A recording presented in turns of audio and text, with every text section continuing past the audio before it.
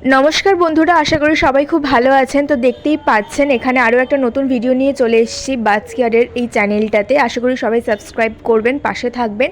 তো আগের দিন আমি দেখিয়েছিলাম আমার বাজরিগার পাখির যে ডিমটা ফুটেছিল, তো এখন সেখান থেকে বাচ্চাও দেখতে পাচ্ছি। কদিন পর থেকে আমাদের ভগবানের আশীর্বাদে চারটে বাচ্চা এখানে ফুটে গেছে।